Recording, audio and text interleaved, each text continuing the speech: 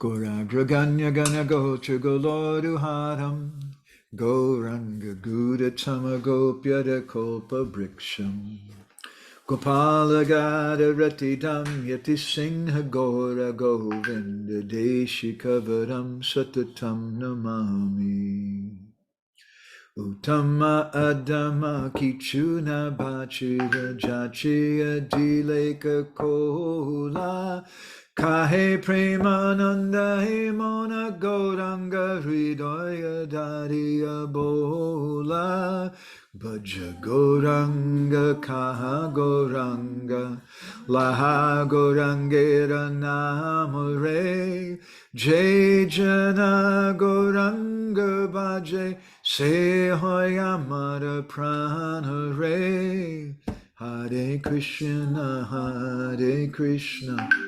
Krishna Krishna Hare Hare Hare Rama Rama Rama Hare Hare Yasyaiva Padambuja Bhakti Labhya Prema Bhidana Padma Pumarta Tasmai Jagan Mangala Mangalaya Chaitanya Chandraya Namo Namaste Chaitanya Chandraya Namo Namaste Chaitanya Chandraya Namo Namaste Madgavirapi Gopala Sri Kuryat Kripaya Judi Tadaiva Sambhaya Pidvaha Rishayustat Priya Janaha Shri Krishna Krishna Chaitanya Sasanatana Rupaka Gopala Raghunatha Brajabala Bapahimam Vancha Kopatadubhischa Kripa Sindhu Bhyahevacha Patitanam Pavanebhyo Vaishnavebhyo Namo Namaha Jai Shri Krishna Chaitanya Prabhu Nityananda Shri Advaita Gadadhar Shri Vasadi Gaura Bhakta Vrinda Hare Krishna Krishna Krishna Hare Hare Hare Rama Rama Rama Hare Hare. So everybody here can give Jai Gaurachan Prabhu a hard time next time you see him. He just wrote and gave me some excuse. He made a doctor's appointment without thinking about the time, so that's why he's not present here. So I'm sure he'll be listening to this later on. That's what he said, so we can let him know what we think about that. I want to share what's on the screen here. We're going to go ahead and read some. Let's see.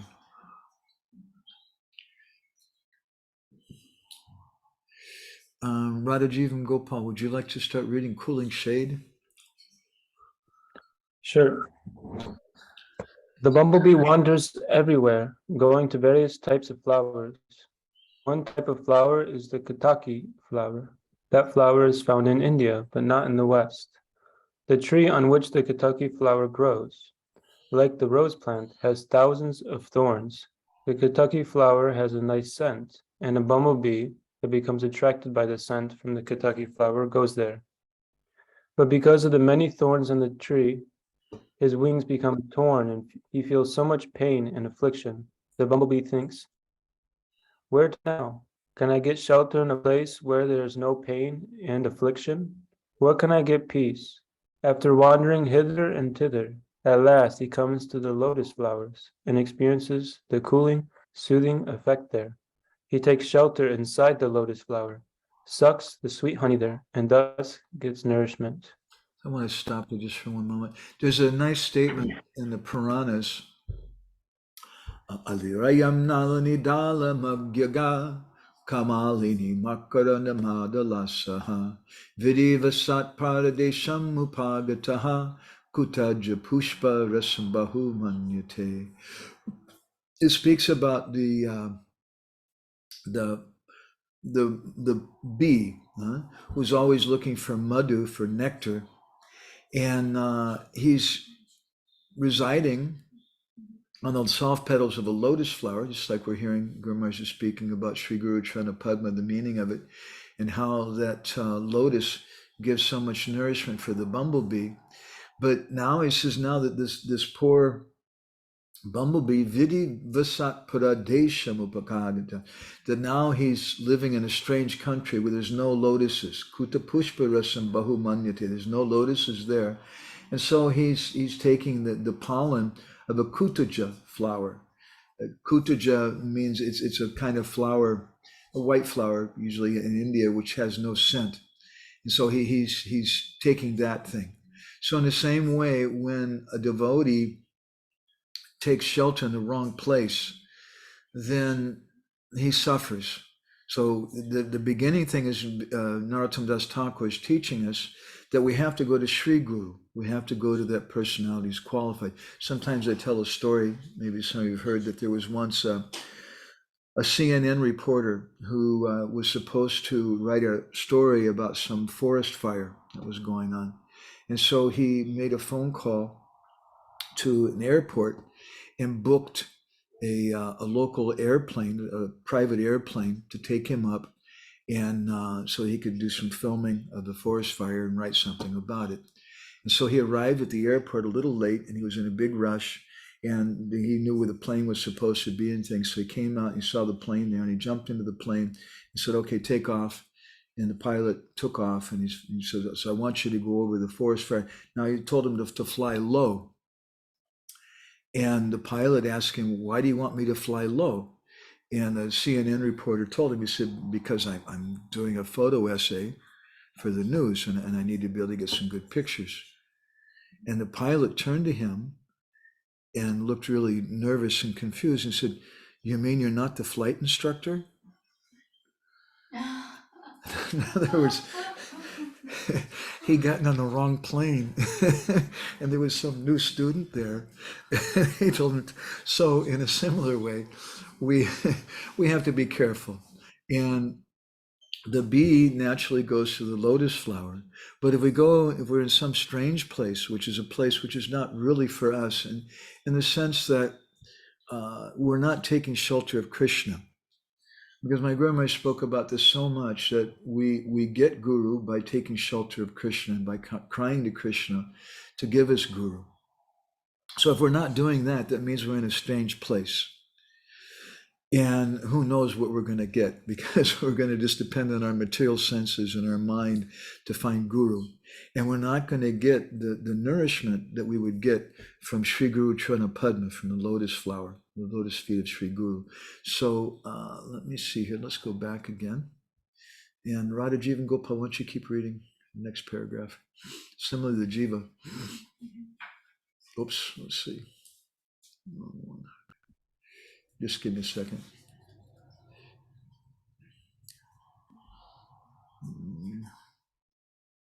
There it is. Yeah, similarly, the Jiva. Similarly, the Jiva, who is wandering and wandering through the innumerable universes and through the innumerable species of life of this material world, Brahmanda, Brahmite Kona, Bhagyavan Jiva, gets only more and more suffering, misery, and torture.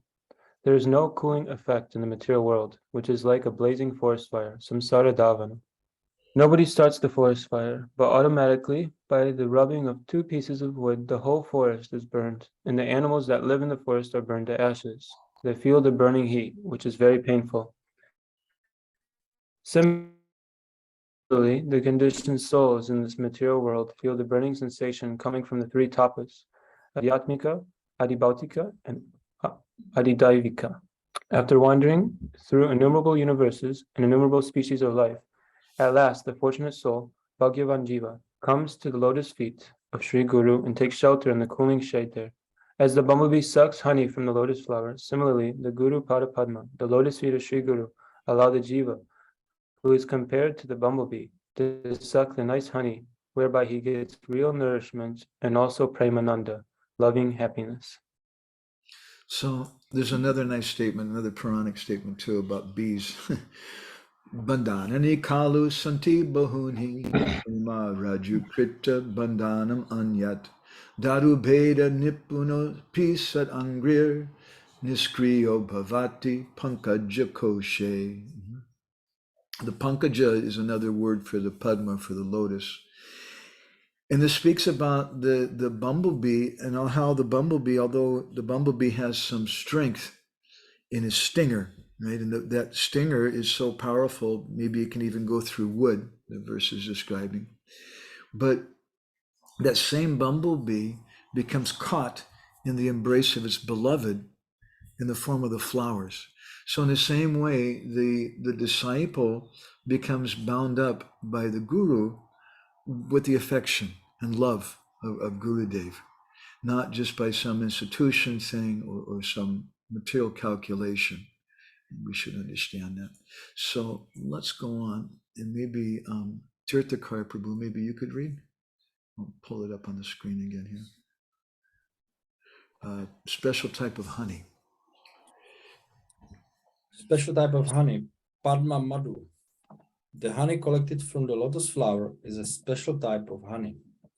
The Ayurveda Shastra says that it is a good medicine for the eye. If someone has an eye disease due to impurities in the eye, the Kaviraj, the Ayurvedic doctor, will advise him to rub some Padma Madhu in his eyes. Because of these impurities, one cannot see clearly and feels pain. Applying some Padma Madhu on the eyes will clean out all the impurities, and then one will be able to see clearly. Similarly, the Guru Carana Padma Madhu, the honey emanating from the lotus feet of Sri Guru, is so sweet and nectarian that if a fortunate disciple gets it and relish it, then the disciple's eyes will be cleansed of the material conception. Go ahead, keep reading. Eyes of knowledge, I cannot see that. I see just Omagana Timirandasya Gananjana Shalaka. Yeah, that's right. Can you move it? Oh, I'm sorry. Go ahead. Tasmai Sri Gurave Namaha. I was born in the dense darkness of ignorance, blind, without real vision. Real Sri Guru, by his causeless mercy, has opened my eyes with the torchlight of knowledge. For a person who has a painful eye disease, who cannot see well, the Kaviraj will advise him to apply some Padma Madhu, by which the Drishti Shakti, the power to see clearly, will develop. Then, not only will he get nice eyesight, but also he will be able to see even very subtle things that he would otherwise never have been able to see. Similarly, when one takes shelter at the lotus feet of Sri Guru and gets the Guru's mercy, the Guru allows the surrendered disciple to taste that sweet honey emanating from the Guru's lotus feet. That is the medicine whereby his material eyes will be cleansed of all material contamination. He develops transcendental vision. He may have been blinded by the dense darkness of ignorance, Ajnana Andhakara, but that will all be gone now. The darkness is dispelled, and he receives the eyes of knowledge, Divya Jnana Chakshu. Sri Guru impart Tattva Gyan, and by his mercy, the disciple develops transcendental vision. With that vision, he will be able to see the beautiful form of the Supreme Lord Kshamasundara. You want to stop for a second? Mataji, does this help you? You have the writing there? You'll have to make it bigger and smaller and move it, but first of all, does anybody have any comments or reflections on what we've been reading so far? Guru Maharaj spoke to us often. He would say some very heavy thing, that unless you've seen the Swarup of Guru, you've only been cheated, which is a pretty, really super heavy thing to say, I think, for most of us.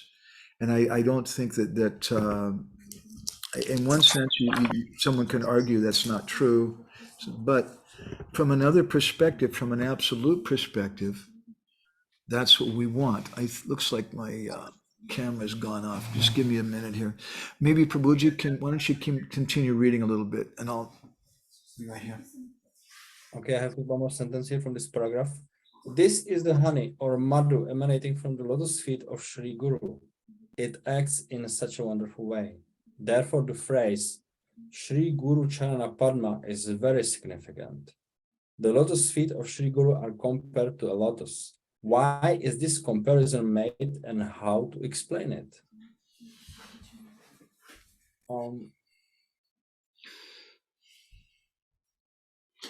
Can I say something? Yeah, I can just comment a little bit that we want to take shelter of the lotus feet of Sri Guru. That's the nectar that's going to nourish us. There's a verse in the 6th canto of the Bhagavatam, which is spoken by Yamaraj to his servants, where he's speaking about the devotees, and he mentions Padma Madhu there. He says, Krishnam Gri Padma Madhulin Napunar Vishishta Maya Guneshu Ramate Vijan Abaheshu Anyastu Kama Hata Atma Raja Pramastum Iheta Karma Yata Eva Raja Punasyat. And the verse describes that it speaks about devotees. The word lin or lit means someone who's licking. And napona vishishta, they're licking again and again.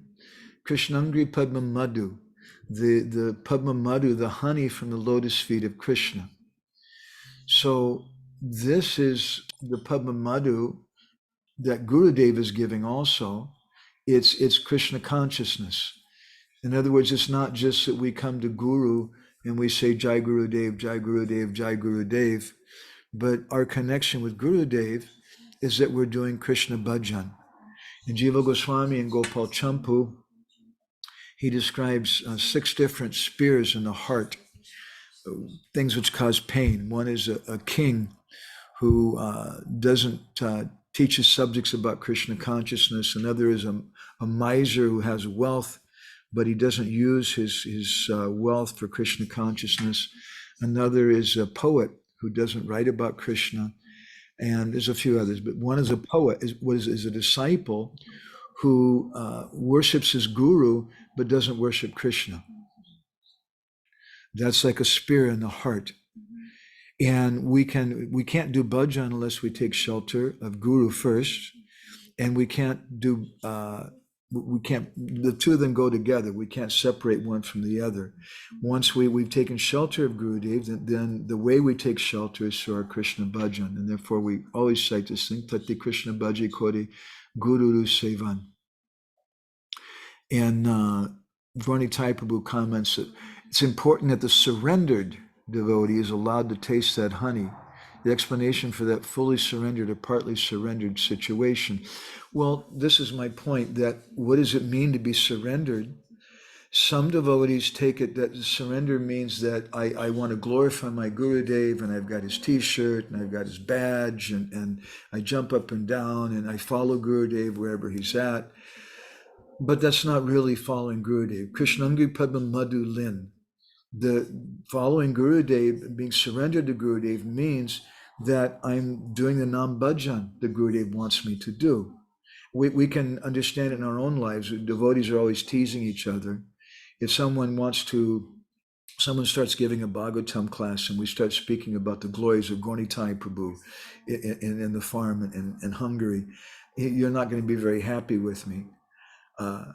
And similarly, Gurudev is not so happy with someone who just glorifies him.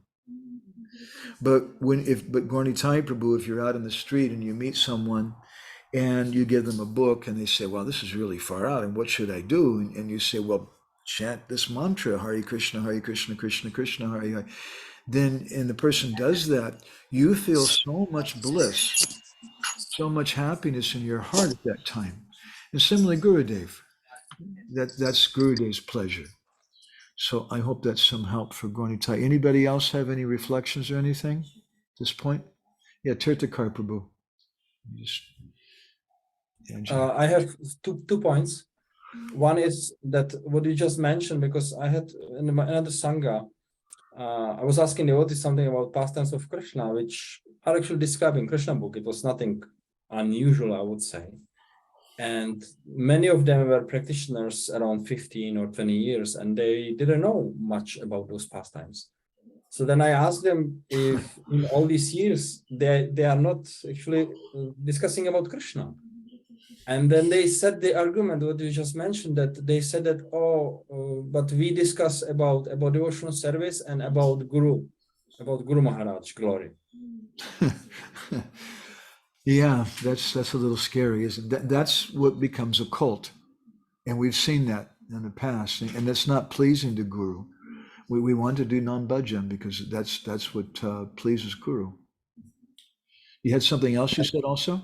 Yeah, there was one more thing in this text which was quite inspiring for me, that it's mentioned that not only that your eyes get healed, but you will actually see better than before. You will see even the subtle things which you couldn't see before. If you maybe can comment on that. Yeah, when we get nourished by Gurudev, then Dadami Buddhi Yogam Tam, he gives us intelligence. This is Krishna gives us intelligence. We get intelligence by which we can serve Gurudev. And that intelligence comes by Gurudev's mercy in the form that we get to understand the heart of Gurudev. And therefore, Srila Bhaktisiddhanta says in some places that the disciple is an extended, is a extended part of the Guru. So yeah, we get some intelligence in that way. That's my humble understanding. Itria, do you want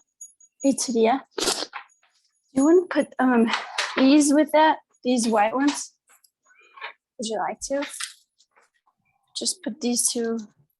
Brinda Sundari, These two. you should mute yourself.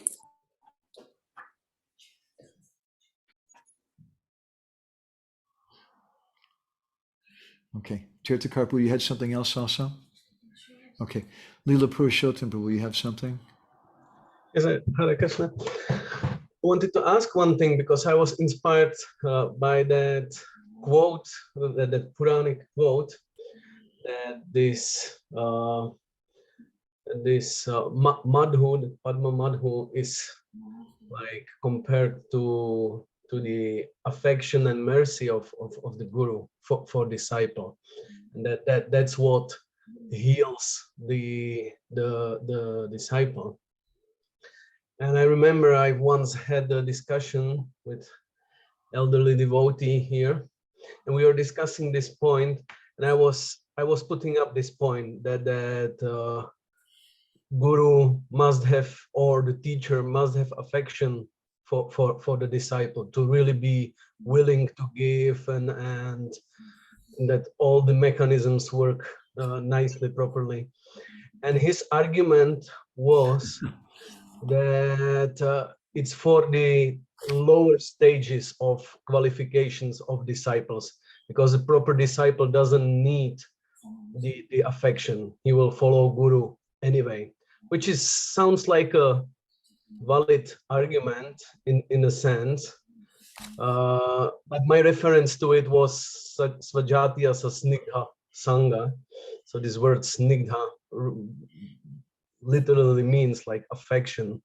So I was arguing with this point, but we couldn't come to real conclusion about it. He had this conception that Guru must use the affection to treat the unqualified disciple who is not qualified to get chastised by the Guru, who wouldn't digest the chastisement of Guru properly. So that's why he had to show some affection towards the disciple. So if you could elaborate a little bit from your point of view. Yeah. Like so many arguments in our society, it sounds like both persons have some good intentions, some good understanding, but sometimes when we're discussing something, we're not exactly hearing each other. One person is very concerned, using a controversial example about lady gurus, but their concern is that it doesn't become a kind of feminism or something. Whereas another person is just concerned that we shouldn't try to limit guru just to the particular gender. And they have a completely different motivation, but they're banging heads against each other. I was going to say, it was friendly discussion. It wasn't like that we would end up in quarrel or something. Yeah, Yes. But still, we're coming from different perspectives. We had different motivations sometimes. It's not just in our discussions, they're not always vada. They may not be vitanda in the mode of ignorance, but they're not perfectly in the mode of goodness either. We have some motivation, we have some agenda in what we're saying, and we're not just approaching it just in a purely detached kind of way. I'm sure you must have told him that, what is it? What is the verse in Swajati Yasya Snigdha Sadhu Sangha Satovare? Did you mention that Yes, to me? yes, that was I know the you one like that I verse. referred to. Yeah, that's a Mahavakya for that. The person that we approach should be snigdha, should have affection for us.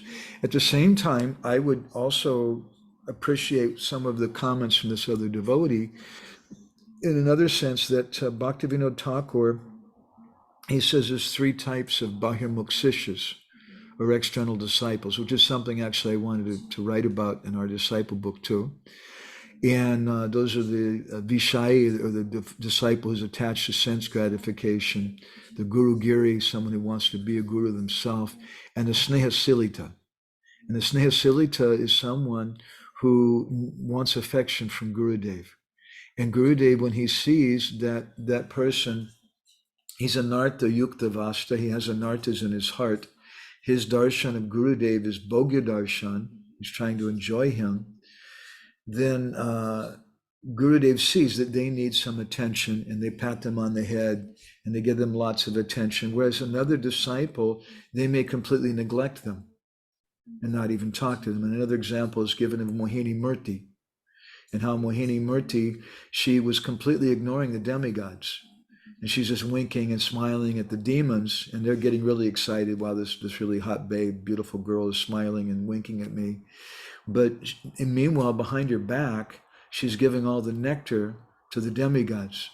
And so in the same way, sometimes Gurudev gives special attention to certain disciples and affection, but it's a kind of cheating because they're attached, they're Snehasilita disciples, they want that attention. And therefore he gives them a position, says, oh, you're very intelligent and you should do this and this. So I can see both sides. Is that helpful? Yeah. Oh, yeah. Thank you. I mean, what you repeated from him doesn't sound so clear. If that was what he was saying, and I presume it is. He was It following sounds that like logic, what you mentioned right now. It was with that same logic behind it. Yeah. That unqualified disciple requires but in a sense, like what was maybe a little unsatisfying to me, to not giving credit to the snigdha part of the like not giving the credit to that if there is affection in that relationship, then Guru can really create the space where he's willing to give, and he creates the qualification for disciple to receive, because he automatically, as he receives the affection, he opens his heart to that person, and he wants to hear, he wants to listen, he wants to follow. In that sense, that's my understanding of what's the role of the snigdha in that relationship. Right. I mean, there's sometimes devotees, they get so much into the same kind of logic that that affection thing is just external. So they get married and they think, well, it's not important if I like my wife or if I'm attracted to her even. And actually devotees have been like that. And it becomes really, really something bizarre. And such devotees, such communities are dysfunctional. Prabhupada said that he said in one lecture in 1968 in Los Angeles that our movement is devotees. Just as we love Krishna, we should also learn to love the devotees. And that's the attitude of a disciple. In the 7th canto of the Bhagavatam, Sujita, something of the words used. Anyway, it's mentioned there that the disciple should have an attitude of firm friendship to the Guru. There has to be some loving relationship. Otherwise, we can't go there. It will just be some mechanical thing. It'll be in the mental platform only. We won't be able to fully surrender, as you're commenting. Yeah, that's another risk of it, that we approach it as not actually the personal relationship, but just as a, I don't know, social function or something like that. Part of the church.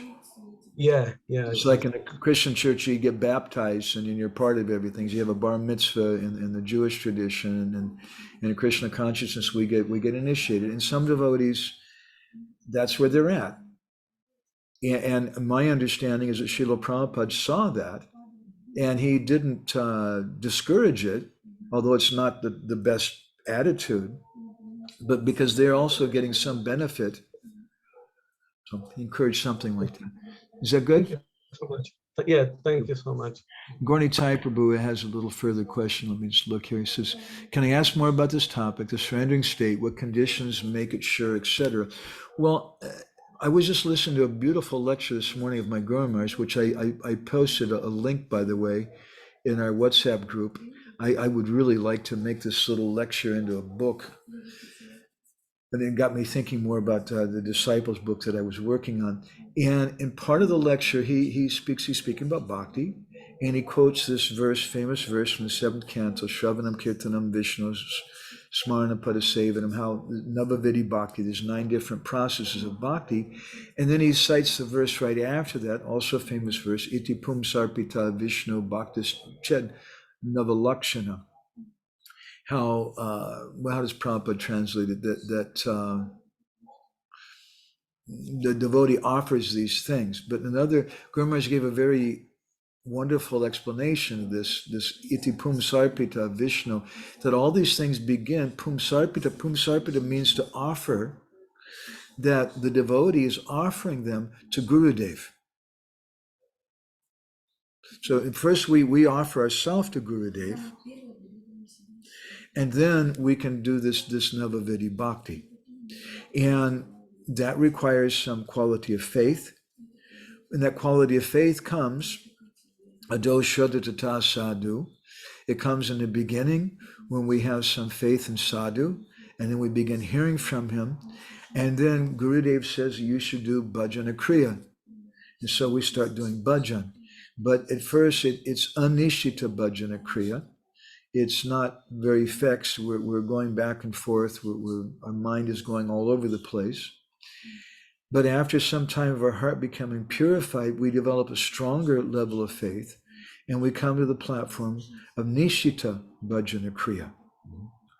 So it's a simple answer in one sense, that we just follow the process. But we should follow the process as is given without adding to it or subtracting to it. That's what surrender means. It's actually very, very simple. I just do what Gurudev tells me. I don't add to it. I don't subtract to it. I don't try to twist it in this way or that way. Gurudev knows what's appropriate for me. And it's appropriate to comment at this point also that the instructions given to one disciple are not the same necessarily for another. In my own case, Guru Maharaj gave me the worship of our Giriraj, and I had extensive discussions with him about how I should worship Giriraj. I told him, Guru Maharaj, I'm doing this on behalf of you. This is my service for you. And so he worked out some type of worship with me. And later, there's another godbrother who also got to go over down Shila from Guru Maharaj, but that devotee got some different instructions. And he was watching how I did my puja, and he really liked what I was doing. And so he wrote to Guru Maharaj and said, I really like what Madhavananda's doing. And Guru Maharaj got annoyed with him and said that's for him. I'm giving you something for you, and I've given him something for him. So Gurudev, that's his nature, he gives tatkalika. Tatkalika, Bhaktivinoda says there's 2 types of instructions, sarvakalika and tatkalika. Tatkalika means for a particular time and place.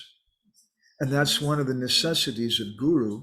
Shastra is something which is always there, although Shastra, there's certain injunctions in Shastra which are also meant for certain ages and for certain people, certain qualification. But in general, Shastra is a fixed prescription. And sadhu means the sadhu samaj, or the association, the sangha of devotees and what they're doing. And Guru is that individual sadhu who understands the heart of the disciple and gives tatkalika instructions to that particular disciple. Another example we cite often is Prabhupada. He gave sannyas in a ceremony to two different devotees, two different men. And afterwards, they came one at a time to Prabhupada's room to get their sannyas mantra. And the first one who came, Srila Prabhupada told him, so sannyasi means that you don't stay in one place and you should always travel and move around. And he said, yes, Srila Prabhupada, thank you. And he left. The next devotee came in and Prabhupada gave them mantra. And Prabhupada told him, so you've taken sannyas. I want you to stay here in Vrindavan and manage the school and don't go anywhere.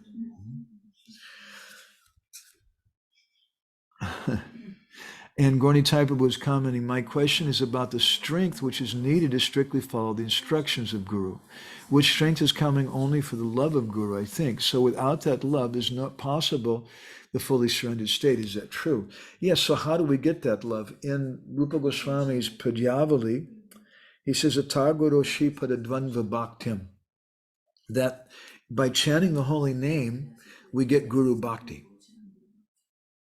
It's a very profound statement. Atagoroshi Padadvanva Bhaktim. We get devotion to our Gurudev by chanting the holy name because Krishna is pleased, because that holy name is what's given to us by Gurudev. And Gurudev's wanting to give us Krishna. Gurudev's pleased by that. That holy name will give us devotion to Gurudev, and it's that devotion which will help us to surrender. And therefore, my Guru Maharaj oftentimes said something which is a little startling and seems perhaps overly harsh, but he said, unless you have love, your so-called surrender is either artificial, partial, or conditional. It's not real, and it's not complete. So, and he gave the example of the gopis. The gopis, their surrender is complete. Whereas someone who doesn't have love, their so-called surrender is either partial, they're surrendering a little bit, like many of us. It's conditional. Well, I'll surrender if Gurudev's nice to me, if he pays a lot of attention to me. Or it's artificial. It's not really genuine surrender. So that verse is required with love. If you remind me later on, Leela Purushottam, I can paste that into our chat and WhatsApp. I don't remember the verse number, Pujavali. I want to go back. Ramananda Prabhu made some comment, and somehow I missed it. I was seeing Brinda Sundari's comment. Ramananda Prabhu says, Srila Prabhupada says, we should call for Krishna like a child calls for its mother. How can we do that if we don't have affection for the person whose name we chant? And how can we have affection if we don't regularly hear about and discuss that person's qualities and pastimes? Yeah, so, but at the same time, it's theoretical. Someone can hear about, and sometimes someone watches a movie, and there was one person, I can't remember his name, but he fell in love with a movie star named Jodie Foster. And he was watching Jodie Foster in all the movies and things, and he had this imagination thing in his mind that Jodie Foster and I were very close. And he started stalking her and following her around. So she finally got a police order, and then that person later tried to shoot Ronald Reagan in America. It's a strange story. Anyway, so we may hear about someone, we may watch movies of that person, but the relationship is two-sided. And our love, unless we really meet that person and serve that person and please them, our love is just usually some manifestation of our own lusty desires, our own conception. We like someone because we think they're going to please us. A girl likes a boy. She's been looking for that guy who's 6'4" and is muscular and has dark hair, and this guy, he's all those things, and who speaks softly, and they have a whole list of things, and she has this mental conception like that. But that's not real love. That's just some conception in her mind only. So that love develops when we serve Guru and we chant the holy name. Brinda Sundari's commented further, I like the point made that one's bhajan is one's service to Guru. And I get that for some people, they don't do much bhajan. The Guru is more directive. Like, for example, they might give them some more specific instructions. Yeah, different types of persons are there. My Guru Maharaj in one lecture in Tawako in 1994, when I was present at, he said that the disciple has a right. The disciple comes and surrenders to Guru, and the Guru becomes the master, the owner of that disciple. But it's not that the disciple doesn't have any rights at all. And in Guru Maharaj said, in particular, the disciple has a right to ask Gurudev for personal instruction. How can I serve you? And Srila Prabhupada commented like that. He said, I only ask my Guru Maharaj one thing. How can I serve you? And Guru Maharaj commented in that same lecture, he said that if you haven't gotten a personal instruction from your Guru, you've only been cheated. And I remember later on, one senior disciple, Srila Prabhupada, I was walking up to Vaisheshika Prabhu and a group of devotees in Vrindavan, and this older devotee was there in the group, and he saw me and he started complaining about that article.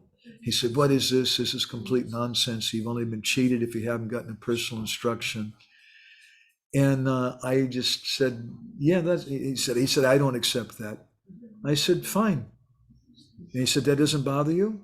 I said, no, it doesn't bother me at all. And my Guru Maharaj is saying this is his personal understanding. And it kind of took the wind out of his sails, so to speak. He couldn't quarrel with me anymore. He was looking for a fight, I think. But obviously it's there, that if we really want the best thing, we want a personal instruction from Guru. I can say it for myself. I got some personal instructions, and that's what's kept me alive after so many years. Radhajiv and Gopal Prabhu would also like to know which verse. I'll paste the verse in and the number too. Yeah, and some people are not so attached to bhajan. And some devotees that I've heard them, I remember one temple president who told us, he said, anyway, work now, samadhi later.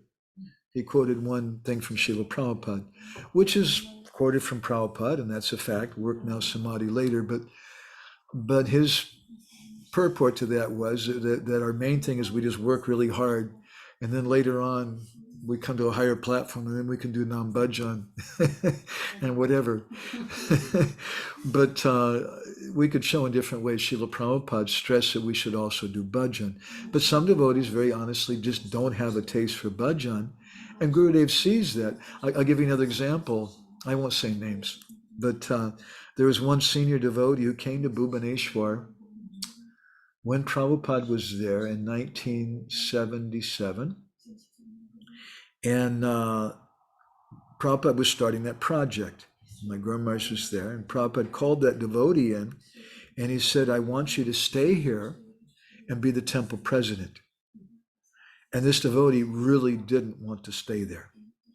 He said, Prabhupada, I'm supposed to go back, and I'm going to travel with Adi Keshava Maharaj and the devotees, and we're going to do this preaching thing. And Prabhupada, someone else can do that. You should stay here. And then he said, well, Prabhupada, actually, my health's not very good. And it's hard from here. Prabhupada said, this is a very good place for your health. You're in the countryside, fresh air and good water and things. And he's starting to get really nervous then. So he said, well, Prabhupada, to tell you the truth, I'm not chanting my rounds. And Prabhupada said, that's okay. Prabhupada told him this. I had personal talks with this devotee. Prabhupada said, that's okay. You're working hard. You don't have to chant your rounds. Prabhupada told him, you don't have to chant your rounds. You just stay here and do service. So sometimes, and that devotee to this day feels that he got cheated by Srila Prabhupada with that comment, because Prabhupada writes in one purport in Chaitanya Charitamrita, the most important instruction from the Guru is that we chant 16 rounds a day. And that's our connection with the Guru. So I hope that helps a little bit, Sundar. You made another comment. I think of some devotees who are more social, don't do much bhajan, and need more attention and direction from the Guru in the flesh says, yeah. And Gurudev sees that. We all see that. You're a temple manager. You understand there's some devotees who just need a lot of, you got to stroke their head like a cat and pet them and pay attention to them. And then they purr and they feel real happy and they work hard. And that's just required. Srila Prabhupada did that a lot. And he made comments about that also. I'm just reading over all the comments, and maybe we can go and have some discussion after this, aside from the written comments. Ramananda Prabhu says, thank you. My comment was in relation to devotees who say we don't need to read or hear about Krishna. As was mentioned before, we just need to do service. Yeah, my Guru Maharaj, he commented that the most important service is our hearing and chanting. But as I wrote in my Vyas Puja offering this year for Guru Maharaj, I told a little story that in 1995, I was in Bhubaneswar, and there was one sannyasi there, Shukadev Maharaj. Some of you may know him. He's ISKCON, Indian body sannyasi. He only preaches in India, pretty much. But he was staying in Bhubaneswar and hearing from our Guru Maharaj. Really liked Guru Maharaj. And one day he wanted to ask some personal questions from Guru Maharaj. And for some reason, he came to me and asked me if I could arrange it. And so I said, sure. And so I was with him. We went in to see Guru Maharaj. And Sukadev Maharaj is very simple, very straightforward. He said, Maharaj, I really like your classes. I really appreciate it. It's so nice. He said, but I don't understand. You have all these Western devotees here, and they're not doing any service. It was common. A lot of the Western devotees who were there, we just hear class. And class would go for 3 or 4 hours. And then we'd be there for that, and we take prasadam, and they talk all day long, chant our japa, and then we go for a walk again in the evening with Guru Maharaj, and our whole time there was spent with him. And Guru Maharaj, some of the devotees started doing some Harinam and some other services. I was doing some deity worship on Guru Maharaj's order, but a lot of the devotees weren't doing any services at all. So Shukadev Maharaj, he said, I don't understand. Why don't you have them go out and do some service? And Guru Maharaj said a very beautiful thing. He said, Are Baba, what kind of service will they do? First, you have to hear. Shravanam is first, and then Kirtanam. So we have to hear from Gurudev before we do Kirtan. We want to hear the philosophy. We want to hear and try to understand the mood of Gurudev. And then after hearing from Gurudev, then we can know what kind of service to do. But without that Shravan, without hearing properly, then what kind of kirtan can we do? And as we comment sometimes in his Gita Bhashya commentary, Ramanujacharya says that there's 3 aspects to Shravan Adhikar, the qualification to hear, which is Pranipat, Pariprashna, and Seva. We should submit ourselves to the message and to the speaker. Pariprashna, we should inquire submissively, and Sevaya, we should render service. And without doing that, we don't have qualification to hear. So when we say Shravan means that we have qualification to hear. It means automatically that we're also actively doing something. So I hope that helps, Ramananda Prabhu. Nice comments, thank you. Radhajivan Gopal Prabhu says, how much work and how much later? Ayendra Prabhu, that's if you understand. How much work are we supposed to do, and how much later is it supposed to be before we start doing our Nam Bhajan? Thank you very much. and Brinda Sundari has commented, thank you, Brinda Sundari. Later on, our body is broken and we struggle to have samadhi. Yeah, it's really good. Sometimes parents think like that too. Well, when my kids are grown up and things, then, Brenda Sundar, you're thinking like this maybe. When my kids grow up and they move out, then everything's going to be peaceful. But you're not thinking both your kids get married and they have grandkids. And then they start coming, Mom, can you help me with this? And you got to do this and this. And if we're putting off our Nam Bhajan for whatever reason, it's not appropriate. We need to take it up now. So I'm going to go ahead and stop there. Brenda Sundari, do you want to add anything? I want to give some more reflections right now. Are you good? No, I mean, that's good. I'm appreciating the analogies that we've been hearing with the bumblebee with his wings getting torn, and then the story of the newscaster or the news writer, the journalist. You're very kind of interesting going in and out. The story of what? The journalist, news. Yeah, and just yeah, and how that relates to our spiritual lives. Yeah, we were speaking a few days ago with some of the preachers here in Budapest about the dynamic kind of tension and relationship between preaching and the institution and things. And I was just making the comment that we should understand and always appreciate and support the very important roles of the temples as a kind of kindergarten, a place to teach new people and things, which is very much needed, and a place for the congregation to come together. But generally, the temples are really focused on new people. So it really is a kind of kindergarten. And what happens is a lot of times the older devotees are not satisfied. Brinda Sundari, maybe you can tell me, how many Prabhupada disciples do you know who live in the temple in North America? I don't know the number, but there are more living outside the temple than inside. Yeah, there's a lot more. And older devotees generally live outside too, because the temple generally is kind of ABC kind of stuff. And we find it a little frustrating sometimes to be around the new devotees and things, but it's needed for the new devotees. But what's needed in our life, instead of complaining that the temple's not enough, we need to create community. We need to create something for more mature, serious devotees to help them. And we need that for the people that we're preaching to. We need that for the temple. We need it for our society. It's a very, very important thing.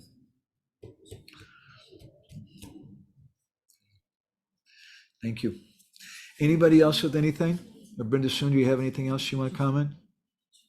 Well, I really appreciate just these discussions on Guru and Sri Guru, because there's so many things that I experience and see, and it don't quite seem healthy or don't sit right with me. And now hearing you speak about it, now it's like, oh, it's resonating. Okay. I've been thinking this, that didn't seem so right, and things like that. Like, yeah, even some of my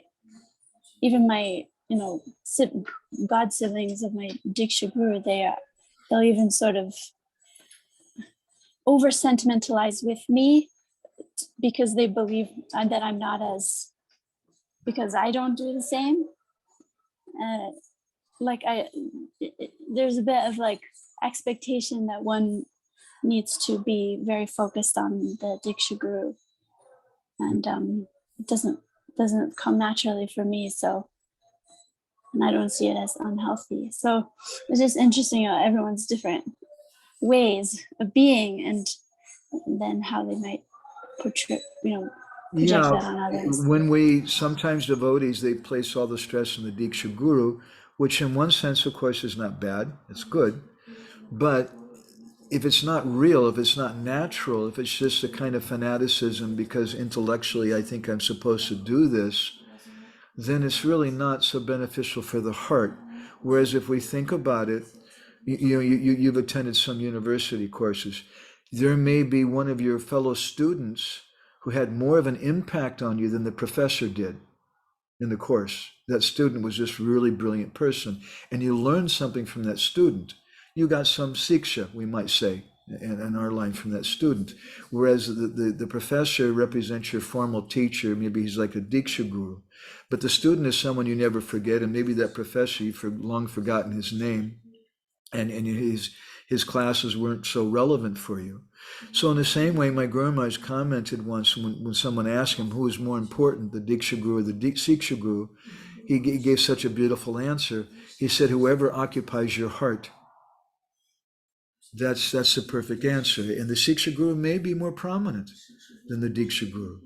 But generally in our society, and that was a comment that I heard from one of my friends in the Gaudiya Mutt, who, by the way, I can't remember his name, but he was in charge of the Goshala in Vrindavan for some time. And one year at Janmashtami, I was taking prasadam next to him, and I thought I'd take the advantage of the time to ask him some questions about the Gaudiya Mutt and things. I can learn something with this new person.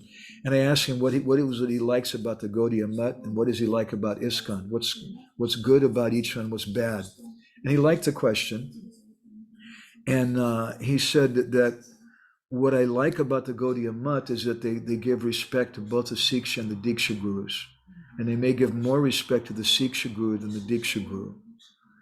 And I don't appreciate that about ISKCON. ISKCON just focuses on the Diksha Guru only.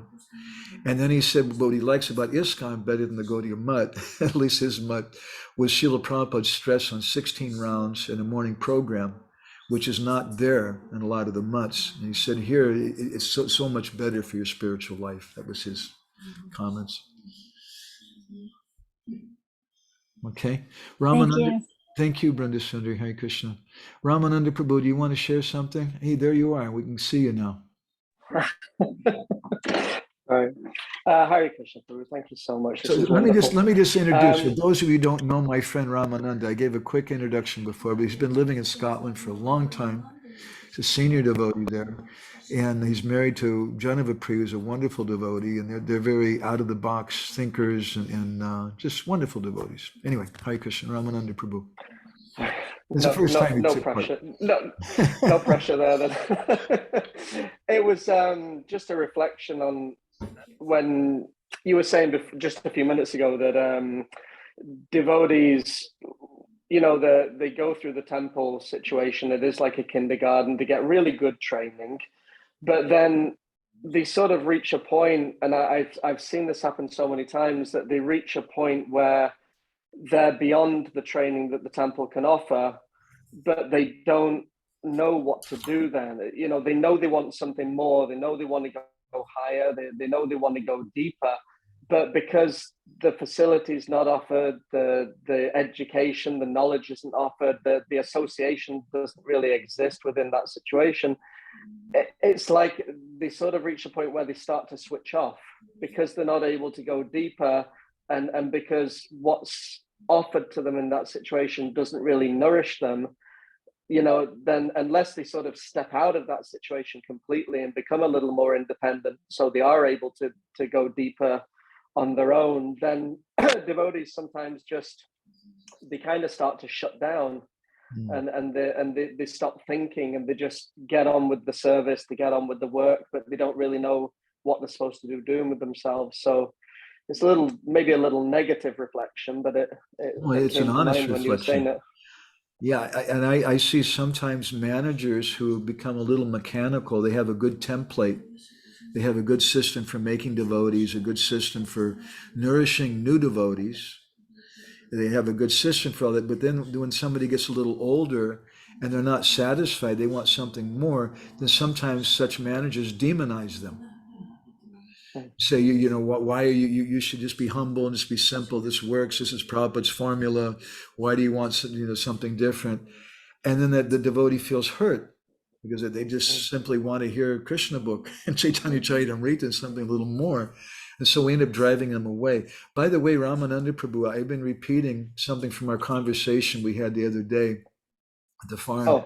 I liked so much, and I just want to give credit to it. It was from Kripa Moya Prabhu that you'd mentioned, and it's appropriate in this here to just remind you your own comments that Kripa Moya Prabhu had mentioned that in the history of religious movements, many times a religious movement stops becoming a movement. They stop moving when they have some comfort, and then they start tending to look backwards in their own history and just living in the history of things, and they become more of a church, more of a religion at that time, and they stop being a movement, both individually and collectively. Did I say that right?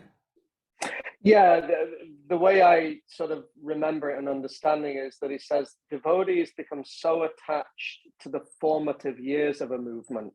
So, the good old days when we were just starting out and, we were all brahmacharis, everyone lived in the ashram, the good old days, the formative years. He says he said it's any religious movement, any spiritual movement, not just Krishna consciousness, any religious movement, when the people become too attached to the formative years, then it's no longer moving. It just becomes a religion. Yeah, I think it's applicable, that point, to what you were just saying, though, too, that in the same way we become attached to this, you're not your body preaching, and you should be vegetarian and getting, or even Bhagavatam classes. I remember a Bhagavatam class in Los Angeles in front of about 100 initiated devotees. And one senior devotee gave a class for an hour of different reasons why we should be vegetarian according to the Bible. And they're all initiated devotees. You know, everybody's they're all vegetarians, but because we're so used to either preaching to new people or watching preaching, preaching is also our spectator sport that we want to do. And it's like you're saying about the meditating on the formative years, thinking back on that in a sentimental kind of way. Really great comment. Thank you. Thank you, Prabhu. I'm going to ask Ujjwala Rasiga next because I think she's at work and she's got to go somewhere probably pretty soon. You want to share something with us, Ujjwala? Nice to see you. You painted very nice that background. You painted it really good. I like it. Thank you, Prabhu. Very nice to be with you all. Thank you so much for these talks on Sri Guru, Prabhu, because whether it be a Siksha Guru or a Diksha Guru, whoever it might be, our spiritual emotions that generally flow during bhakti are nicely being cultivated, nurtured, and directed. So in the Bhagavatam, Ahaituki Apratihata. Ahaituki Apratihata for Bhagavan, I don't know yet, but Ahaituki Apratihata, that those feelings that any sadhaka would have, all those are nicely being directed, Prabhu. Not only being nicely nurtured and directed, I have to say, whatever barriers were placed are being placed in the name of sadhana bhakti institution or whatever name that we might give. All those barriers are also being removed. I'm not removing it myself. They're being removed in the light of Shastra through Guru Parampara. So that is somebody releasing me from the jail. I'm not breaking open the jail and coming out. So it's a lot of relief when all those barriers that obstruct our natural flow and connection to Sri Guru and Bhagavan are removed. So those barriers are removed, nurtured, the feelings are nurtured, connection established and directed very well. And this is very crucial for bhakti, especially all this information about Sri Guru and our living relationship with Sri Guru. So that's why, and these topics are not easily available anywhere else, Prabhuji, not on the YouTube, not on the Google. So very important topics to clear the subtle aspects for our internal journey of bhakti. So very much appreciated. These topics are very much appreciated. And first thing I wanted to have some clarities, Prabhu. Tate Guru, Tate Krishna Bhaje Guru Seva. Yes, Prabhu, that Tate verse that you quote. Tate Krishna Bhaji Kore Guru Sevan. Tate Krishna Bhaje Guru Seva. Yes. So I hear that you are saying that Krishna Bhajan is Nam Bhajan and that is equal to Guru Seva.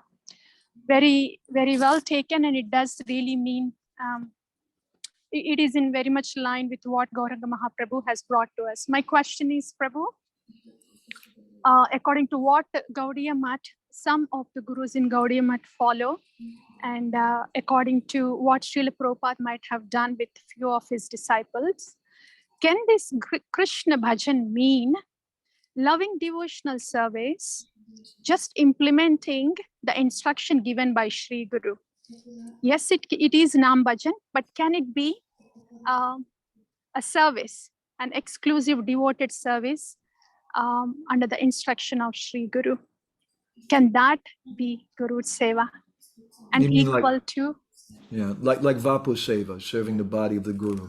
Vapu Seva, Prabhu, even if it is not Vapu Seva, say if I have a personal instruction that is left to me by my Sri Guru, even distribution, deity worship, any specific instruction, if I am trying to live that instruction every day, all the time, is that equal to devotional service because it is the instruction given by Sri Guru? And isn't that equal to Guru Seva? I'll say something a little confidential. Jiva Goswami, I believe it's either Jiva or Vishwanath. I'd have to look it up, and I could share this in our group if somebody reminds me. In one commentary in the Bhagavatam, don't remember which canto, but he's mentioning that just as a chaste wife has more affection for the husband even than for the children, so in the same way, a disciple will have more attachment to serving Gurudev than even doing their Nam Bhajan. And that's a lot. And on the basis of that, then many of the Gaudiya Math devotees, I know some Gaudiya Math devotees who are serving their guru, and famously some of the gurus in the Gaudiya Math, they weren't chanting, but they were just serving their guru completely. And Srila Bhaktisiddhanta also commented that he famously said we should chant 64 rounds a day. And on one occasion, some devotee came to him and complained and said, Guru Maharaj, such and such brahmachari in the ashram with me, he's not chanting 1 lakh a day. And Srila Bhaktisiddhanta said, he is. And the devotee said, Guru Maharaj, he's not. And Srila Bhaktisiddhanta said, no, he is chanting 1 lakh a day. And the devotee said, Guru Maharaj, I'm sorry, but I'm with him like 23 and a half hours a day, except when he's in the bathroom.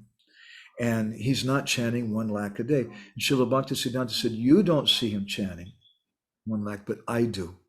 Because the devotee was engaged in full-time service, which Srila Bhaktisiddhanta considered to be non-different from that. Now, Srila Prabhupada, he stressed that our most important service is 16 rounds minimum a day. And that's our connection with Guru. And according to what our Gurudev instructs us, we shouldn't speculate. It's like I gave the example of that devotee in Bhubaneswar, who Prabhupada told him, you don't have to chant your japa, you're doing service. That's a personal instruction from Srila Prabhupada. But in general, I would not feel at all comfortable to recommend that to someone unless they had a personal instruction. Yeah. So here, Prabhu, from all these things, the bhajan has to be in such sharanagati and preeti.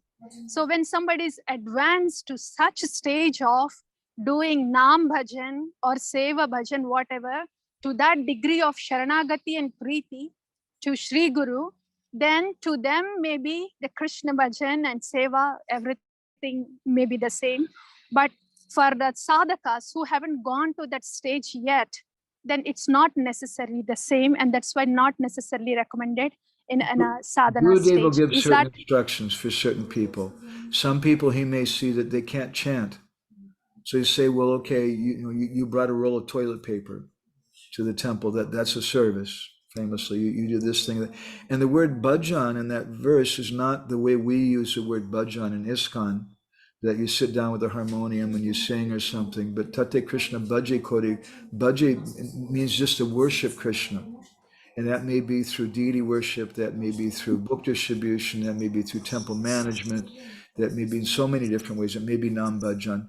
Nam Bhajan, though Jiva Goswami comments that all the different bhajans that we do, all the different Navavidi Bhakti that we do, must be connected with Nam Bhajan in this age. And Srila Bhaktisiddhanta, while I just told the story that he said that this devotee is chanting 64 rounds because he's doing service. But what I didn't mention was he also said that while they're doing service, they should be constantly chanting. Maybe not on beads, but they should be constantly chanting. So. Yes, Prabhu. One last thing, Prabhu. I know I'm taking time. Regarding the Nama Rupa Guna Leela, so even if I don't hear anything or read anything about Rupa Guna Leela, if I am doing the Nam Bhajan as a service to my Guru and Krishna, then the Rupa, Guna and Leela will be revealed. I just needed the clarification. If you have time for this, Prabhu. If we're doing it as service for Guru, if we're chanting properly, then that Nam will manifest. Bhakti Vinod says, Nami Prasvatito Hai Rupa Guna Karma, as I mentioned to you earlier today, that the holy name will blossom into all those things. But that means we're doing proper Nam Bhajan. And proper Nam Bhajan means we're doing through Guru. Okay? Thank you so much. Thank you. And Brenda Sundari's written some other comment here. I want to get on that because I know she's going to have to leave too. I've got to be honest, I have no idea how anyone can be devotional and sattvic without japa sadhana. I get rajarsic and mental without it. Maybe others are different, but I haven't seen it yet. How someone can go without nam bhajan and be clear-minded and devotional. It's not impossible, but it's very, very unlikely. We'll say that. Perhaps Garuda, I don't know if he's chanting japa every day, or all the Lord's associates. And Garuda is also, as we often comment, a non-vegetarian Vaishnav. But in general, therefore, Jiva Goswami says, Kirtanakya Bhakti, that we have to, whatever Navavidi Bhakti we do, we have to do in connection with the holy name. So I hope that helps. Anybody else want to share anything? I need to go pretty quick, so I'm not going to go through everybody today, but if anybody wants to raise their hand, I know Leela Purushottam's got something. He's always got something. Do you have anything, Leela? If you say so, then I would make it even unnecessarily complicated. I'll tell you what, I'm going to listen to you on my phone, but I just got to go to the little boys' room. I'll be right back. Go ahead. No, I was just thinking when Ramananda Prabhu was speaking and referring to that example of devotees growing up in the temple to a certain level, that I've got to my mind my experiences seeing these scenarios, that very often it's caused by the anxiety of the managers of the place, because they face the manpower scarcity, and then they, even though they know that they should help those devotees to progress further, to make further steps, maybe even in the form of leaving their project and going to, either change ashram or going to some other place to start their preaching, what they've learned in the temple. So they're not really willing to make that step with their own anxiety of the survival for their project. So that was just one thing that was on my mind that I've seen many times, which created very unhealthy conditions for the either project itself, or those particular devotees who were meant to make some next step in their development, but were held back from it actually. That was just a thought. or like my observation on how I interpreted his comment on that situation in the temples and in the devotees, because he was using your example or Gaur Govinda Maharaj's example of seeing the temples as a kindergarten, and then when you grow up, you're in a situation that something else is more relevant for you to make proper progress and to continue further in your Krishna conscious development. And I've seen it quite a few times, or many times actually, that the managers were living their personal anxiety of responsibility for the project, and they couldn't handle properly this dilemma of what is more important, the maintaining of the project, or the my awareness of necessity for the next steps for those devotees. Very bluntly, I've seen so many brahmacharis to be held back from changing ashram for years and years and years. And finally, they had to change the ashram in their 40s. Now they start to, taking care of the families, having children very late. And how is it healthy for their spiritual life? Good point. Thank you. It reminds me of something we were just speaking with Naranjan Maharaj last night, and we spoke a little bit about community with him, and he made a nice comment, simple, obvious comment, I felt, but it's really important. He said that in a community, sometimes there's certain things which are necessary for the community, which may not be our nature, but for the benefit of the community, we do it.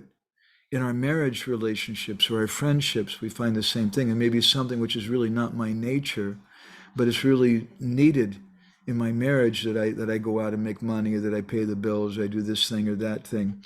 It's required. In a similar way, if we want to make community work, sometimes we have to take up some service which is really not our nature. But that's a completely different thing than what the example you're giving, which is relevant and historic and horrific, of devotees being pushed to stay brahmachari so they can keep collecting money for the temple or something, and then it's strange. Brinda Sundari commented on your thing too. She said, Lila Purushottam Prabhu, I can relate to that struggle of managers that you described.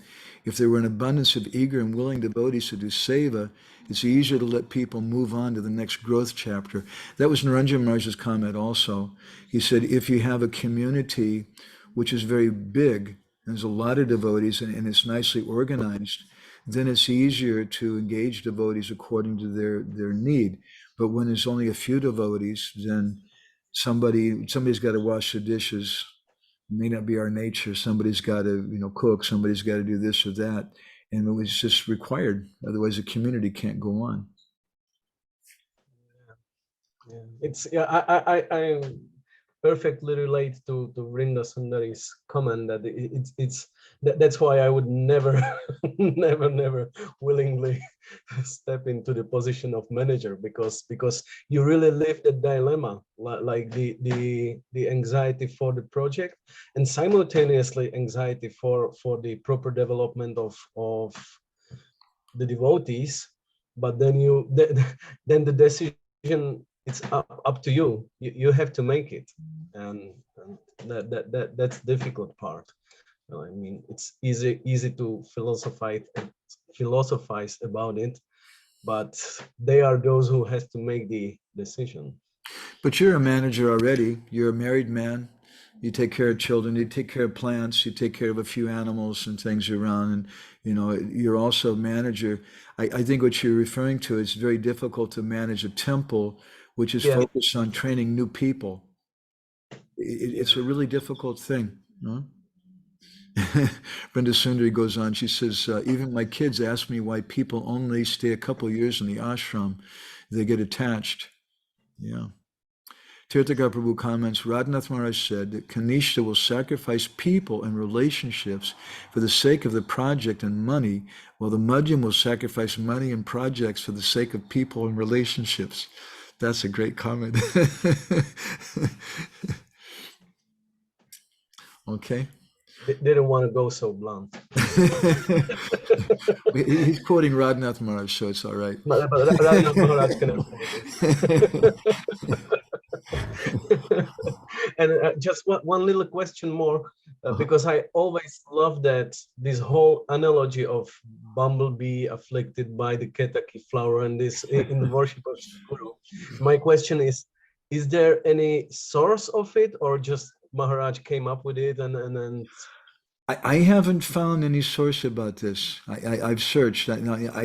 He had a lot of unusual, far out sources for things. I can say that. I know because I like to study literature, and I read a little Odia script and Bengali, and just looking at Guru Maharaj's books, I could see some of the sources that he got things from, different Vaishnavas and different groups, different places. He's very broad-minded, and he took ideas. But this particular one I've been looking for a long time. I was thinking about it today, actually. I've seen several different commentaries on these prayers, and they're all a little similar, of course. It's all in the same prayers, but not in the same way that Guru Maharaj does. This is great analogy. Yeah, when he spoke this in 1994, it was the house of Dinasham Prabhu in San Francisco. And it was all the disciples. I was there, Rasikananda Prabhu and a number of devotees, and it was a very intimate sweet Sangha, and I think he was speaking something especially for the disciples, but it was something obviously was very close to his heart and he cultivated and had in his notes and brought this out. It's pretty cool. All right, thank you, Prabhu. Gorni Tai Prabhu, you have something you want to share? Yes, I would like to relate to this building up a community after we get this education from the temple, like and being a little bit more matured. So recently I followed that conversation between Deva Madhava Prabhu, which was Lila Purushottam Prabhu was offering. And he taught something that the quality of our relationship to Sri Guru is parallel with the quality of our relationship to other devotees. And I was thinking on that, and I see that when I have difficulties with my Guru Maharaj relationship, I have some doubt, then the same period of time, I have very much difficulties with other devotees. I was arguing, I was feeling bad, alone, and so many other bad things. But when I corrected that relationship, immediately with other devotees, I was feeling so much love for them and coming love from them to me. So I think that building up a community outside of or inside the temple, outside, they very much depend on the quality of the devotees who try to become that part of that community, their level of relationship to their Guru Maharaj, or their Guru Maharajs, because Shiksha Guru is also including. So, but I don't see, as Mataji told, that I don't see so much stress on that topic all around.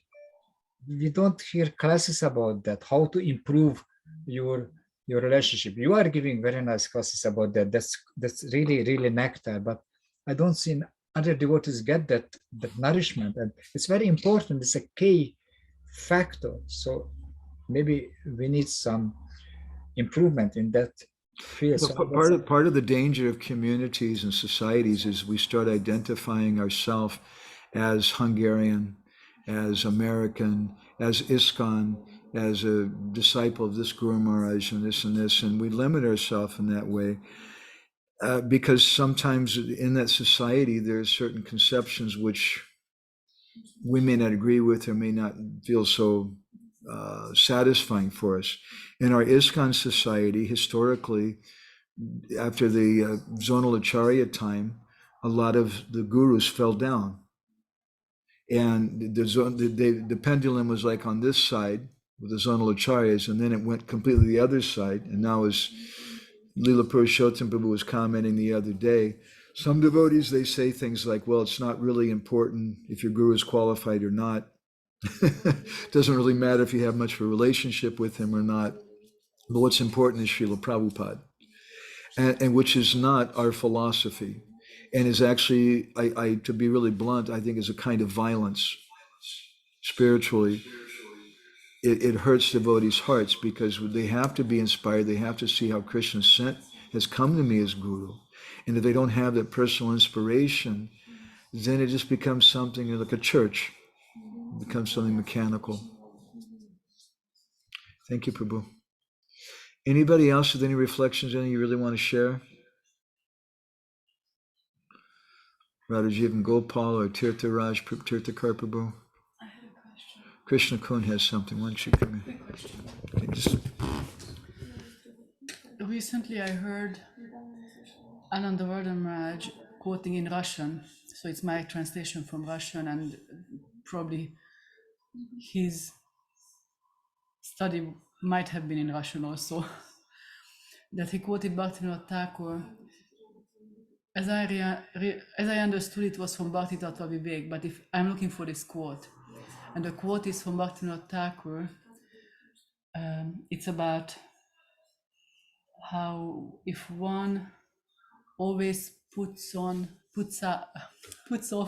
his bhajan, saying that from tomorrow I'll do my bhajan nicely, then they will never reach the goal.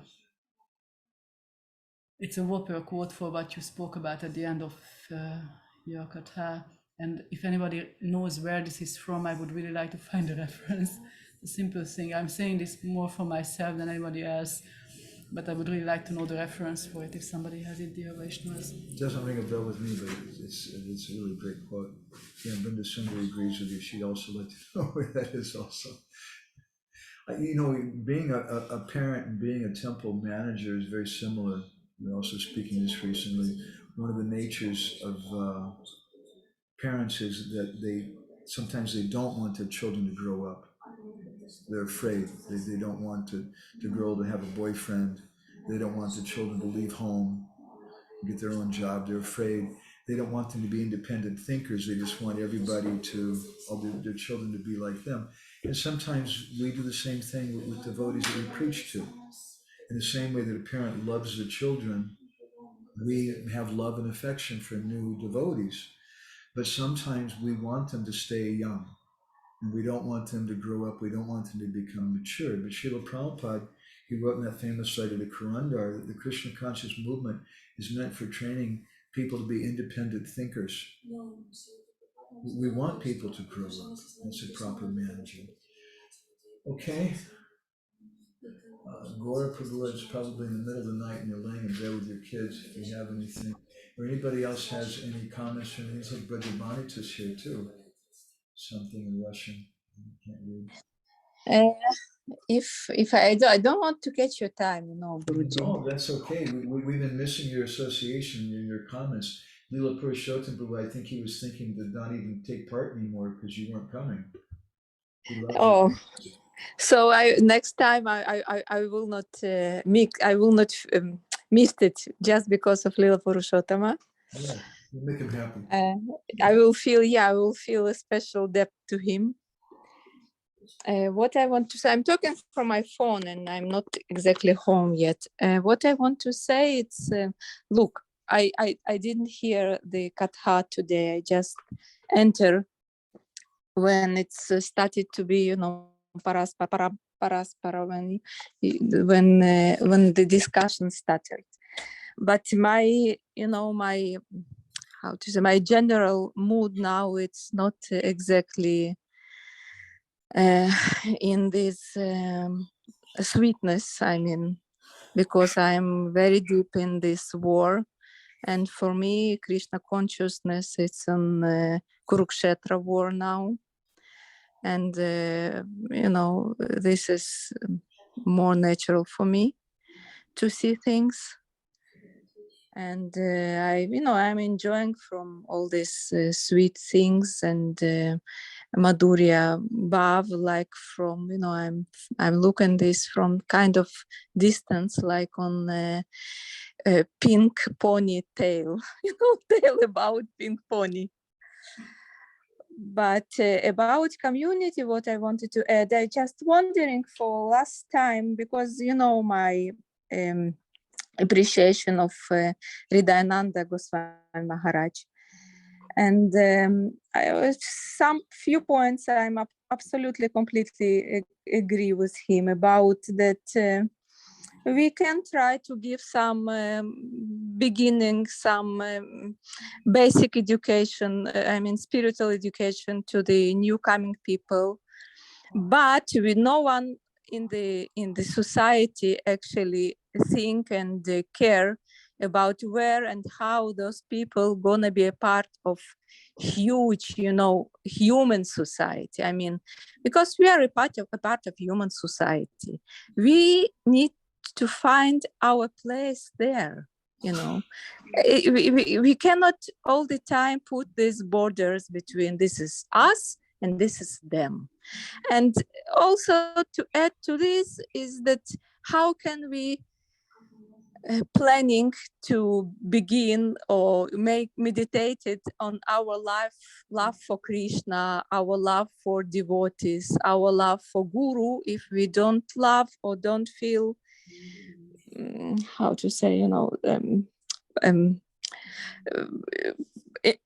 empathy to regular persons, to the people around us, to what's going on around us.